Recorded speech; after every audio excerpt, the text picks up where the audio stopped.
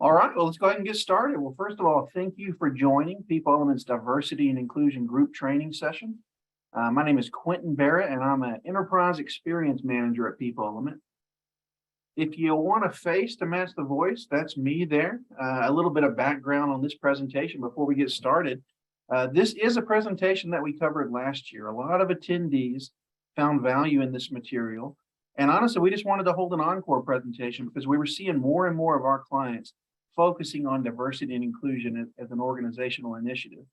And our goal is to make sure that everyone's comfortable utilizing the People Element platform for these types of initiatives. So a lot of you on the call already have full access to the People Element platform. So you can build any surveys you want, but not everybody on the call. Some people on the call only use the platform for exit surveys, or they only use it for an annual engagement survey. So I don't want that to be confusing. If you're saying, hey, I don't see that I have the ability to create these other surveys, feel free to reach out to your People Element contact, and we can follow up with you and give you some information on that. But with that in mind, there's a lot we could cover. There's a lot we could talk about when we talk about diversity and inclusion.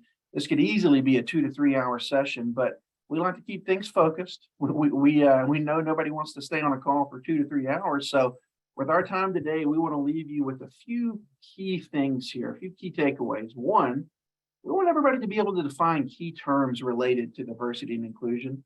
I realize my audience, by the way, I realize that a lot of you are in HR, a lot of you have had really long careers and you speak this language. So it might be a review for some of you, but I also know that a lot of you haven't, spearheaded an initiative like this. Maybe you don't speak the language. So we do want to start with defining some key terms there. We also want you to understand the importance of diversity and inclusion. And when I say that, we're going to provide some practical reasons for focusing on it as an initiative for your organization. We want you to know how to use the People Element platform to support your D&I strategy. How do you build a survey? What do you do with that data afterwards? And that's what we'll end with. We'll discuss what to do with your D&I data once you've obtained it. So a few key things we're going to cover. The first thing we want to start with is speaking the language. So there are going to be a handful of terms that you need to feel comfortable with in order to discuss diversity and inclusion. And honestly, if you Google these, or even if you talk to a colleague, you're going to hear a ton of different definitions for all of these terms. So if you have a definition that's different than my definition, don't hold it against me. These are the easiest ones for me to understand, and also the easiest ones for me to communicate to you guys. So the first term that we want to discuss is, of course, diversity. And when you hear diversity, a lot of people, they discuss diversity in terms of just race or ethnicity, but it's really a lot more than that. Diversity refers to anything that sets one individual apart from another, and that includes the full spectrum of human demographic differences. We're talking about different ideas, different backgrounds, different opinions that people bring. Don't worry, I'm not going to leave you hanging as far as what these different demographics are. We're going to actually look at the specific demographics that you're going to want to have to slice and dice your data by. We're going to discuss those in detail in a few slides here. So that's diversity. The next term that you need to know is inclusion. And inclusion is exactly what it sounds like. In short, this just means being included. It represents the extent to which employees feel valued, respected, encouraged to fully participate, and able to be their authentic selves. So that's it, diversity and inclusion. There's actually a nice quote that I'm going to show you in a moment that really helps me remember the difference between diversity and inclusion. A lot of you probably know this quote. Now, throughout the presentation, we're going to use the phrase diversity and inclusion, or actually I'll shorten it by saying D&I, because that's mostly what we're going to be discussing today. But there are a couple of other terms that you're going to hear regularly associated with D&I, and we want to define some of those terms for you as well. One of those is equity. Equity means the fair treatment for all while striving to identify and eliminate inequities and barriers. A lot of people, when you talk about equity, they're going to kind of argue about what sort of equity are we talking about? Equity of outcome, equity of effort, etc. I say simplify it and focus on what's within your control as an organization And what I know is within our control is focusing on equity of treatment. We can definitely focus on equity of treatment, and that means eliminating barriers for key demographics. And when I say demographic, it doesn't matter whether we're talking about gender identity, race, generation. It's eliminating barriers for those different demographic groups to make sure there's equity of treatment. And last but not least, and this is kind of where it all comes together here, belonging. This is exactly what it sounds like, the experience of being treated and feeling like a full member of a larger community where you can thrive. Now, I'll tell you, at People Element, we specialize in employee perception data. And from a lot of experience from working with clients over the years, I can tell you that just because your intention as an organization is to make everyone feel like they belong, that doesn't necessarily mean that's their perception. So we're going to discuss, how do you pinpoint those areas of low perception? How do you see these different demographics that we've talked about, these different groups? How do you see the gaps? How do you see where one group says, listen, I don't feel like I belong, and other groups say, yeah, I definitely feel like I belong. We're gonna look at some reporting and see how we can spot those gaps. I mentioned a nice quote. This is the quote from somebody who's pretty active in the space of diversity and inclusion. Her name is Verna Myers, and she says, diversity is being invited to the party, and inclusion is being asked to dance. I can't think of a better way to explain it. Being invited to the party, and inclusion is being asked to dance. Now, if you look online, you'll see that people have expanded the definition. They've expanded it to include equity and belonging, but I like to keep it simple, and I like that quote as a quick quick reminder of the difference between diversity and inclusion. So let's just speak in the language. Let's talk about outcomes of having diversity. And I want to do this because I understand that it's not always easy to gain steam around initiatives like diversity and inclusion.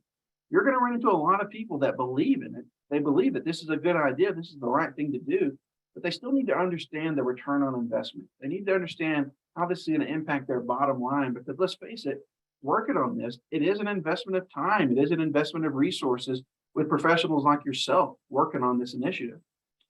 As a matter of fact, I know a lot of you on the call, you're going to be left with the responsibility of creating a desire in others to focus on diversity and inclusion, to make a business case for it.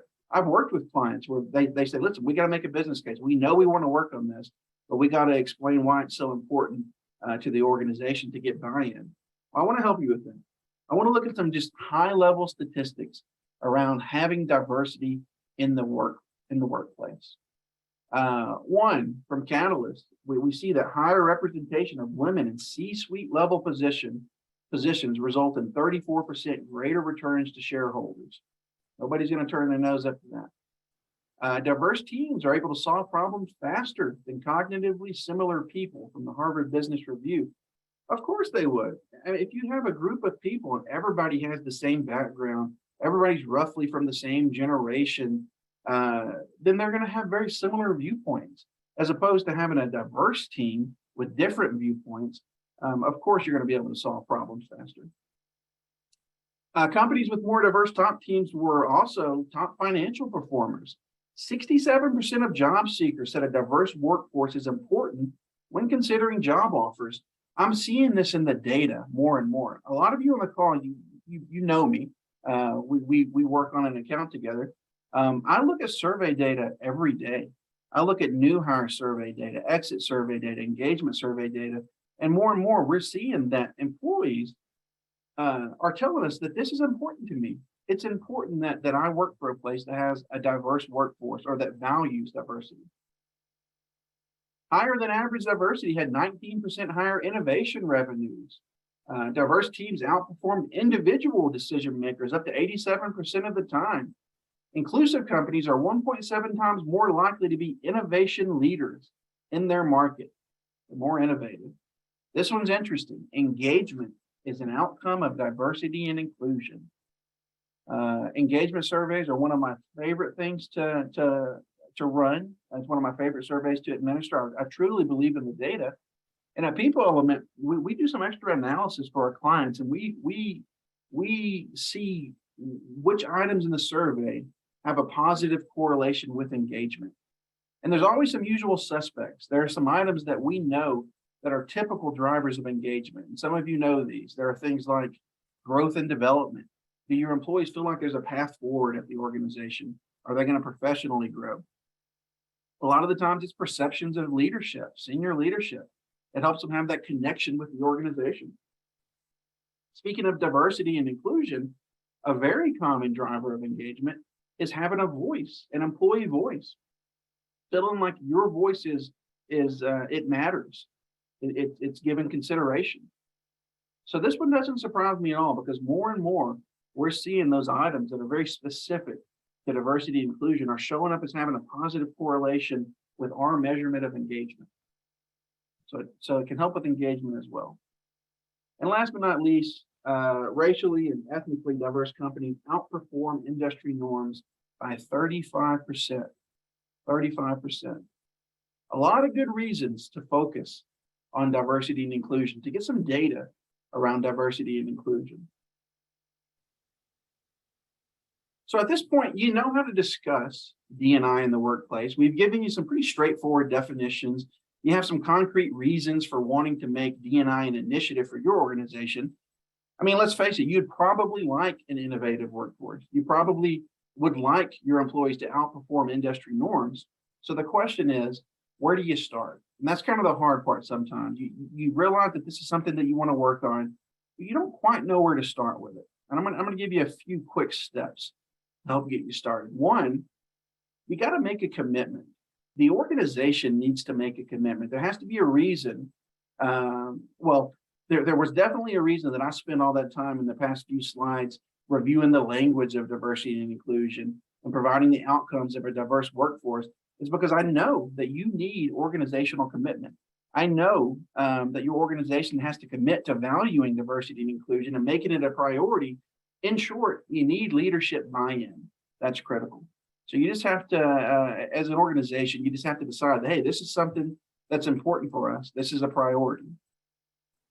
Once you have that, once you know that this is something you're going to make a priority, you have to seek employee feedback. And this is really important. And this is where we really come in and help you out, people element. You don't want to take blind action. You could go and you could look online and you could see what some other companies are doing to help with diversity and inclusion. And you can say, I'm going to do that. But you don't have to do that. You have the people element platform. You can actually take action from a place of data. You can get a solid understanding of your employee perceptions by key demographics that I keep talking about. And if you're wondering how to do that, I'm going to show you in just a moment. You want to assign responsibility. I see this as kind of a common pitfall with some organizations when they're getting data, and it doesn't matter whether it's engagement data or exit data or even diversity and inclusion data. But sometimes organizations, they do a really good job getting great participation. They get great data, but sometimes they don't plan ahead and they don't know what they're going to do with that data. They don't know who's responsible for taking action on the data. Is it HR who's supposed to take action on the data? You want to make it clear who's responsible for acting on the data to support your D&I initiative before you get to the point to where you have to make that decision. You want to have that planned in advance. And then I don't think it surprises anybody. Last but not least, of course, you're going to need to take action on the data. This is likely an ongoing effort. This is not a checkbox. It's not like you ran a diversity and inclusion survey, you built an action plan, you executed it, and you're done. You're done with monitoring diversity and inclusion for the rest of your career. No, it's an ongoing effort. It's something that's going to have. It means continuous work for you and continuous monitoring of your progress. So I want to dive into some of these. I want to specifically start with looking at how you seek employee feedback. Because I mentioned a moment ago, this is really where the People Element platform is going to help you. So for one, the People Element platform, it's built to get you employee perception data by key demographics. In fact, to make it easy on you, we actually have a diversity and inclusion survey template built into the platform. It's built directly into the platform. So if you're a full platform client, all you have to do is go to your survey tab, You click on create new survey. You're going to see a diversity and inclusion survey as an option right there, right? You just name your survey, you select the template, you hit continue, and just like any other survey in the platform, employees can take it via various data collection methods. They can, select their answers to these questions, these diversity and inclusion questions, by email, by SMS, text messaging. Some people do it with phone calls. We have a call center here, a kiosk link. There are multiple ways to make sure you get good data and good participation with a survey like this. Now, again, some of you may not have access to the full platform. I don't want this to confuse anybody. If you're looking at this screenshot and you say, I've never seen that. I've never seen where I can build a survey for onboarding or manager effectiveness or engagement. It's available to you. If you have questions about it, feel free to reach out. But most of you, this is a familiar view for you. Now, the template that our diversity and inclusion template, it's going to help you understand employee perceptions regarding things like this: belonging, how your employees feel about belonging, how they feel about feeling valued. Do they feel valued at the organization? Do they feel respected by management? Do they feel like they're being treated fairly? I mentioned employee voice a moment ago. I mentioned how it's highly correlated with engagement. Do they feel like they have a voice, and that voice matters at the organization? And our template even has some open-ended questions so that they can give some verbatim comments. And one of them allows them to give you recommendations on how to create a more inclusive culture at your organization. Now, the beauty of this, these are all good questions. These are all good things to touch on. But the beauty is you can customize your survey as needed. So if there's an item or an open-ended question that you would like to add, if there's something that you say, this is specific to our organization and I need to add this to the survey, that's no problem. You can adjust the survey to fit your organization. And while it's important to ask these questions, it's even more important to be able to slice and dice that data that you get by key demographics. I keep talking about it over and over. But remember, that's what diversity is. It's anything that sets one individual apart from the other. So this is the magic. This is where you get the most value. This data is great, but you want to look at it by these key demographics. And in the case of a diversity and inclusion survey, here are some of the demographics that we recommend that you include. And most of you probably guessed this, right? Race, ethnicity. You want to be able to look at a question like, I feel valued as an employee. And you want to be able to see, hey, is there certain demographic bands that don't feel valued as opposed to others that do feel valued? Maybe there's some gaps we can close here. Gender identity, age, generation band, disability status. You want to be able to slice and dice your data by these key demographics. Now, some of you have had long careers and you've done this over and over, so feel free to help the other people on the call. What other demographics can you think of? What other demographics, when you're looking at D&I data, what other demographics would you like to be able to slice and dice your data by? Feel free to share that in the chat. Let everybody know what other demographics you've used in the past. Also, while you're doing that, some of you might be thinking to yourself, listen, I don't really have that information in my HRS system. I don't have that information in my HRS system. I don't have gender identity or age. Or maybe you have a version of it, of gender, but it just says male or female, and you don't have the employee's preferred gender or identity. That's not a problem. In our survey builder, you can have the participants self-select demographic information whenever necessary.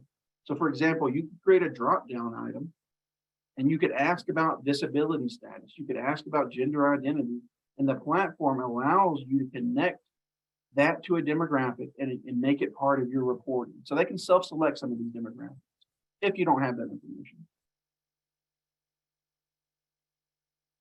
So this is a great way to collect data, and we want to see what the outcome is. You can imagine you're going to have high scores, you're going to have low scores, of course.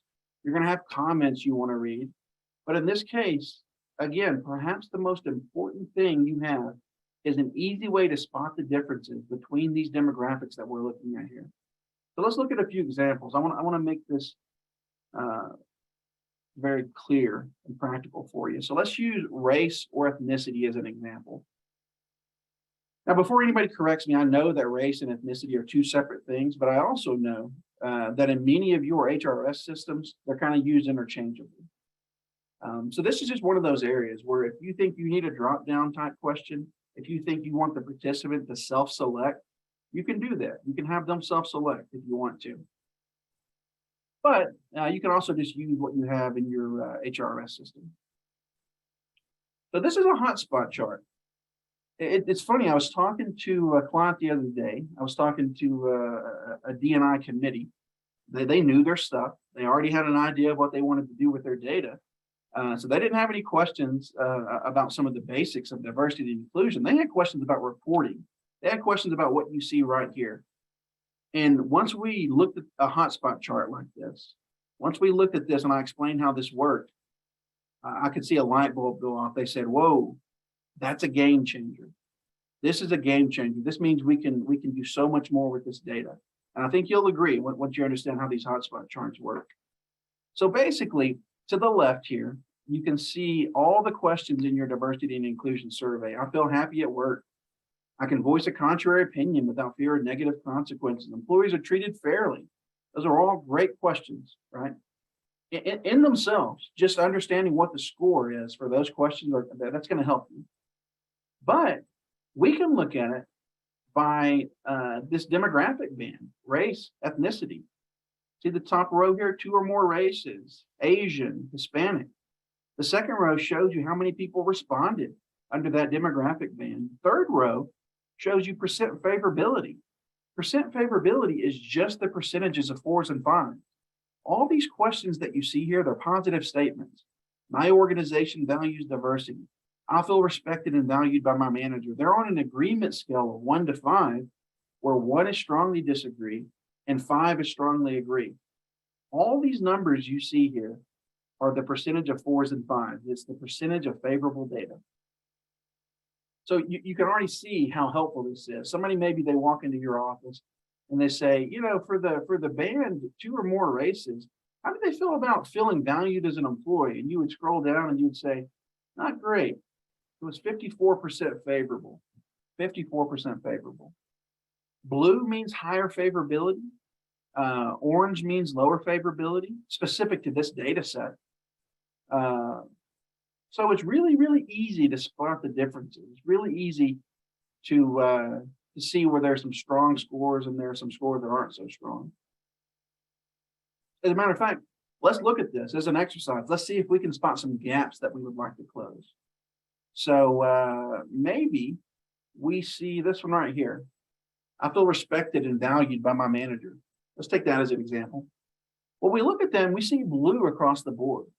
So what this means is these scores are consistently high relative to the data that we're looking at here. And you can even look at the actual numbers and you can kind of confirm that. Yeah, those are pretty high scores across the board. There are some differences, don't get me wrong. There are some differences in some of those demographic bands around feeling respected and valued by my manager, but they're pretty high. That might not be the area where we want to focus and try to close the gap. Let's scan the chart a little more. Let's see if we can find an area that we want to really target. What about this? Right below that.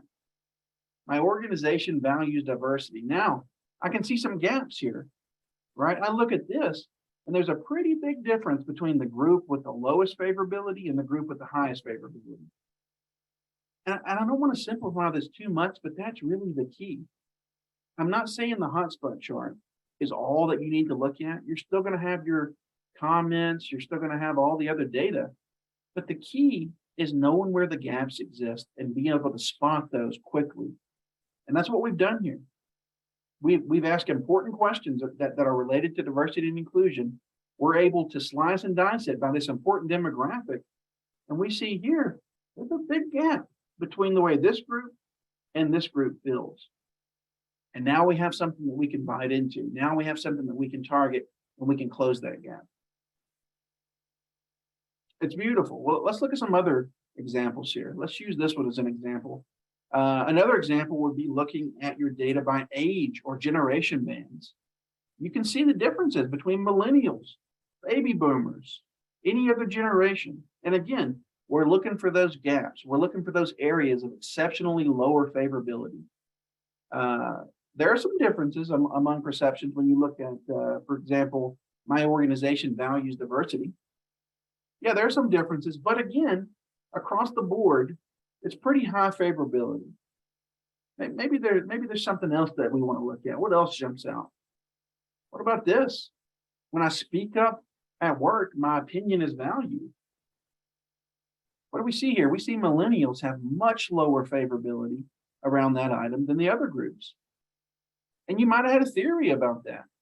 You know, people always come into these surveys with these theories, and they say, you know what, I bet millennials have lower favorability around communication because they want communication so much quicker than everybody else. Maybe that's your theory. Well, test it. You don't have to guess. You have this platform at your disposal to test that theory. And in this case, yeah, it looks like millennials don't feel like their opinion is as valued as some of the other groups. Now, there are a lot of other things at play here. One, there's a lot more millennials here than there are these other groups. So we're not necessarily comparing apples to apples. There's a lot of investigation you want to do here. But the point is, I want to show you how easy it is to spot those gaps. I want to show you how easy it is to find something that you can truly bite into and work on closing the gap. Let's do one more. Disability status. Now this is a good example of one that you might not have in your HRS system. When you upload your list to build out a survey, if you're doing a confidential survey, maybe you don't have whether someone is disabled or not. But remember, you can still have them voluntarily self-select this information if it's important to you. In this example, it's as simple as saying, yes, I identify as having a disability, or no, I don't. And we're able to see the differences. And the overall percent favorability here between the two, right here, they're pretty close. The yes crowd has 76% favorability overall. The no has 73% favorability overall. But even with something as simple as this, we can still see at the item level, we can still see some areas where there's gaps, where there's lower favorability. There's just a couple that jump out to me. I can voice a contrary opinion without fear of negative consequences. I'm sorry, it's I feel happy at work. I feel valued as an employee. Both of those have lower favorability, significantly lower favorability for the people who said yes, I identify as being disabled. That gives us something we can work on. So hopefully we're pulling back the curtain a little bit here, and we're showing you how much detail you can get into when using the people element platform, and how easy it is to figure out what you want to take action on.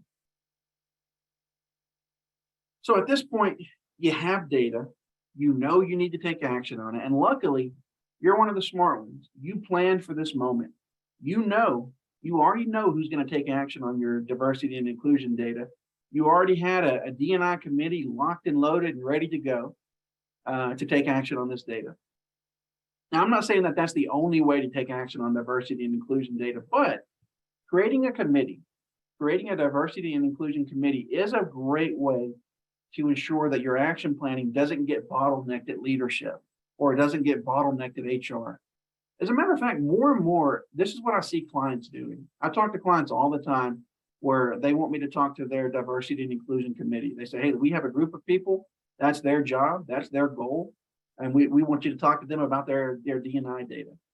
That's their goal, is to close those gaps. So I want to talk about what it looks like to create a D&I committee. So first, you want to assemble a team. And again, this could be HR, this could be leadership, but I think we would all agree on this call that diversity and inclusion, it's not solely a function of HR. It's not solely a function of leadership.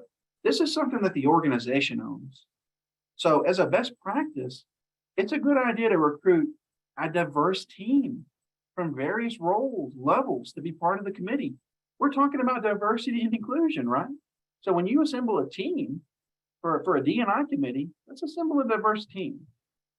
You're going to get your team together. Two, as a best practice, you're going to appoint an executive sponsor.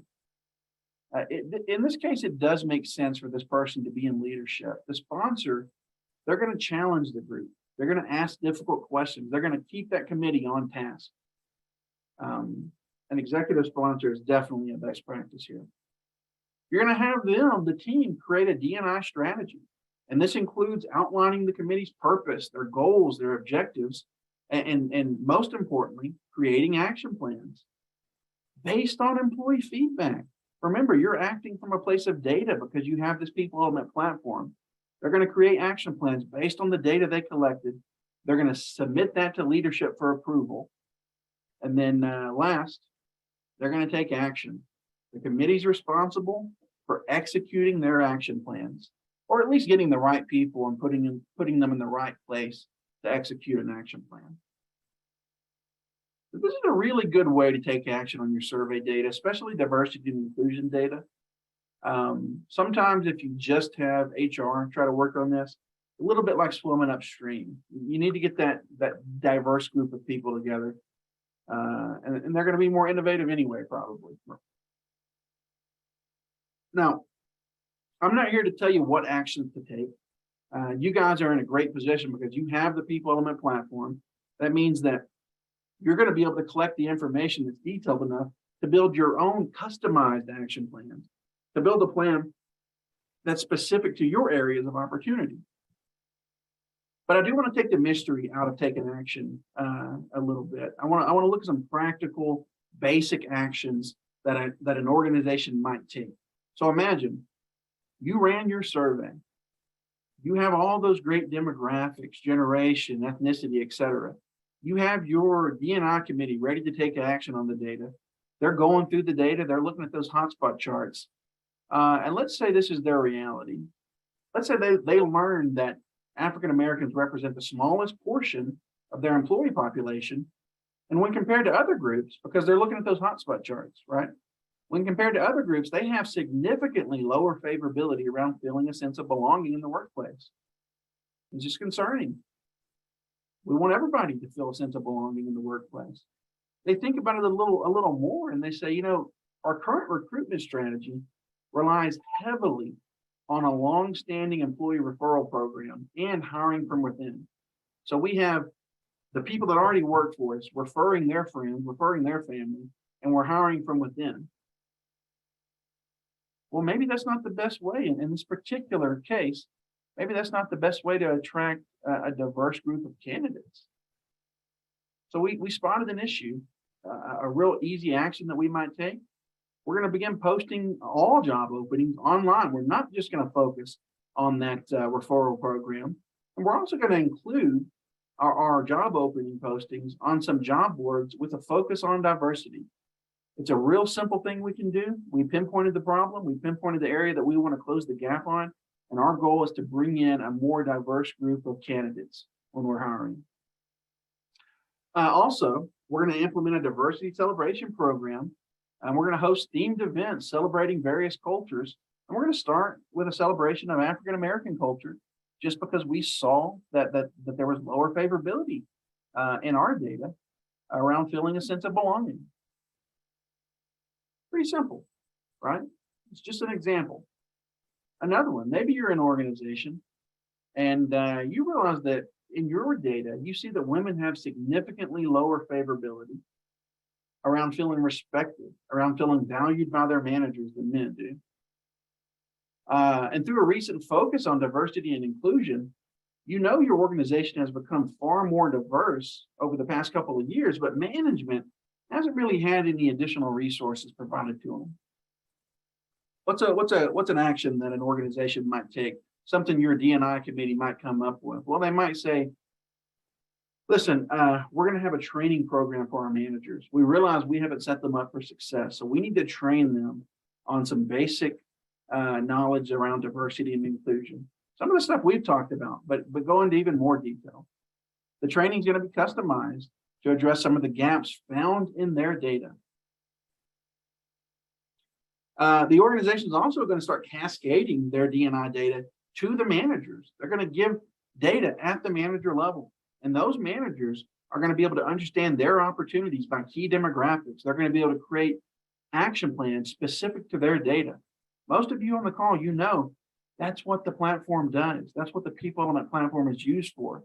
You can run a survey like this for your entire organization, and you can give data level access specific to managers or specific to certain departments. You can say, I'm going to give this department just their data so that they can see where are those gaps, where are those areas they want to work on. And now you're taking action at a high level with your D&I committee, but also at the frontline level. The platform makes it really easy to cascade that data. The last example I'm going to show you is really a lesson that I've learned over the years that I've seen clients do to some success. Let's pretend you ran a survey and you learned that employees that identified as having a disability have significantly lower perceptions around feeling valued as an employee and feeling happy at work. You got this data and you say, all right, we've turned this over to our D&I committee. They're kind of stumped. They don't know what to do about it. They went online, they've tried to figure out some actions they can take, and they really just feel like they need more information. And that's the lesson, is that it is okay. It is okay to ask for more information. In this case, the organization might run a follow-up survey. Hey, why not? You have access to the People Element platform. You can run another survey. You know, it likely doesn't cost you any money. If you have the full platform, you can run as many surveys as you want. You're going to run a follow-up survey specifically to get recommendations from employees with a disability so that you can take targeted action.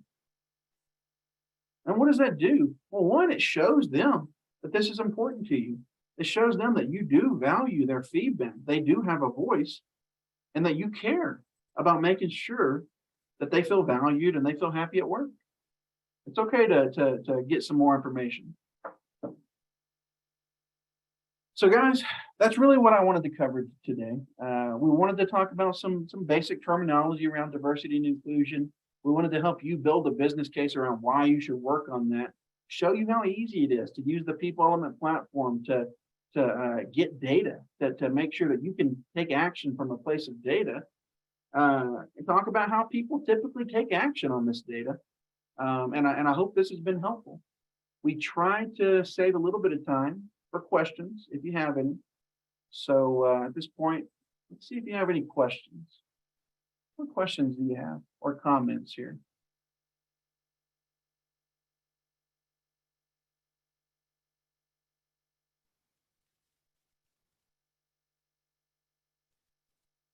I'm looking in the comments. I'm going to give it just a moment and see if we have any questions coming in.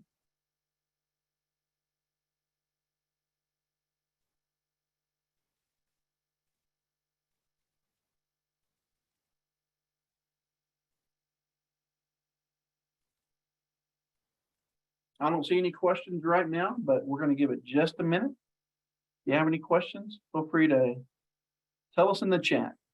Also, if you have questions about the People Element platform, if you have questions about, hey, why don't I see the survey builder? How do I build the diversity and inclusion survey? If you don't feel like asking the questions here in a group setting, feel free to reach out to your People Element contact afterwards. They can give you that information. We really wanted to do this, guys, because we're seeing more and more this is an area of focus. And this is coming from our clients. Our clients are coming to us and saying, we want to focus on diversity and inclusion. We want to know the best way to take action on diversity and inclusion. So we just want to show you that this is something that's available to you. And it's pretty valuable, a pretty valuable initiative to have as an organization.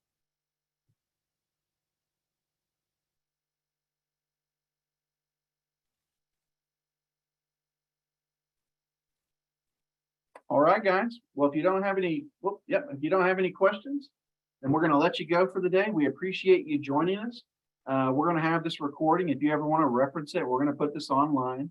You can reference this when you start taking action on your diversity and inclusion data. I want to thank you for your time once again. You guys have a great rest of your week, and we'll see you next time.